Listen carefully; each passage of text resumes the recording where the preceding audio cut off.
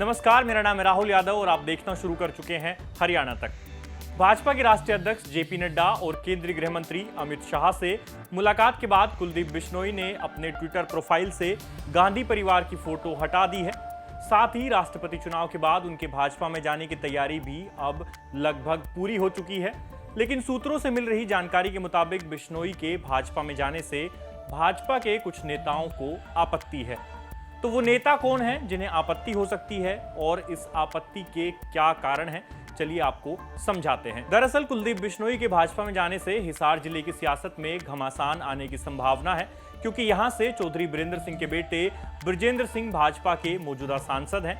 ऐसे में यदि बिश्नोई की भाजपा में एंट्री होती है तो ये चौधरी बीरेंद्र सिंह के परिवार के लिए खतरे की घंटी साबित हो सकता है। हालांकि बीते कई दिनों से चौधरी बीरेंद्र सिंह भी भाजपा के खिलाफ खुलकर बयानबाजी कर रहे हैं। ऐसे में इन संभावनाओं से भी इनकार नहीं किया जा सकता कि भाजपा ने भविष्य की राजनीति को देखते हुए हिसार में कुलदीप बिश्नोई के रूप में चौधरी बीरेंद्र सिंह का विकल्प ढूंढ लिया है। चौधरी बीरेंद्र सिंह के बाद बात आती है डिप्टी सीएम दुष्यंत चौटाला की। दरअसल दुष्यंत चौटाला मौजूदा सरकार में साझी होने के साथ साथ हिसार से सांसद भी रह चुके हैं। उनका इस इलाके में अच्छा खासा प्रभाव माना जाता है।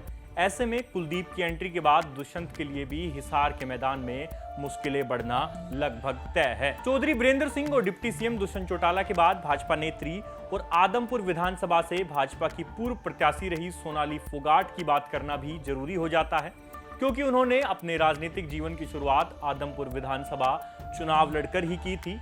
ऐसे में यदि बिश्नोई भाजपा में आते हैं तो आदमपुर से सोनाली फोगाट का पत्ता कटना निश्चित है। फिलहाल संभावनाओं और उम्मीदों का बाजार गर्म है।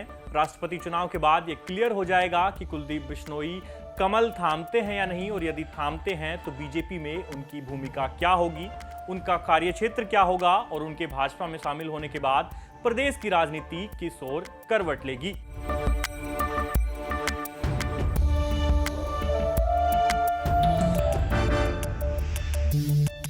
कुलदीप बिश्नोई की भाजपा में जाने की खबरों पर आपकी क्या राय है, आप हमें कमेंट बॉक्स में लिखकर बता सकते हैं। साथ ही हरियाणा की तमाम खबरों के लिए आप देखते रहिए हरियाणा तक। शुक्रिया।